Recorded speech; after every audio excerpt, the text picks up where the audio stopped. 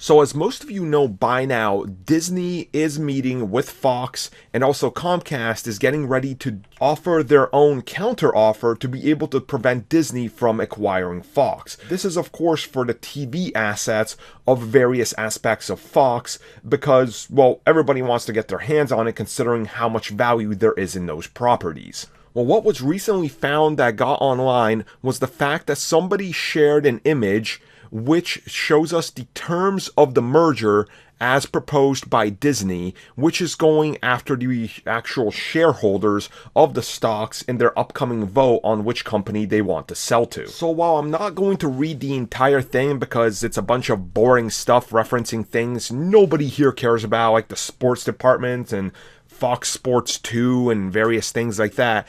Essentially, the important part in there that we're looking at is the whole, I guess, transfer of things to new Fox as it's become known.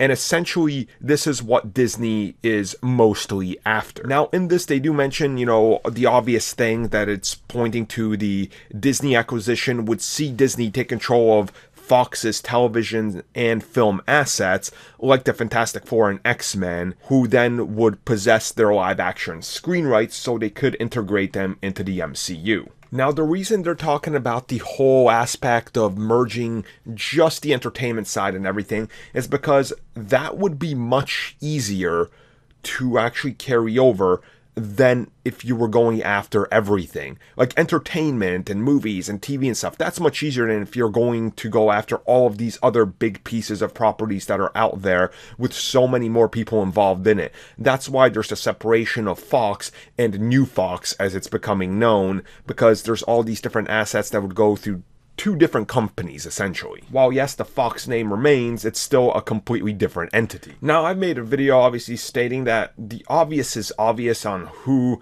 they're going to pick to go with if it comes down to Comcast or Disney, but it really depends on if Comcast is going to try to show out even more money than is being offered. And the shareholders really do have to come down together on it and start voting on it and figuring out what is the best course of action and the best direction for the future of these studios. And I guess that's probably going to be the big one, right? And we're going to know within the next month of which way they're going and who the final company's really going to be. But in the meantime, I guess just wait for everything to settle down, I guess.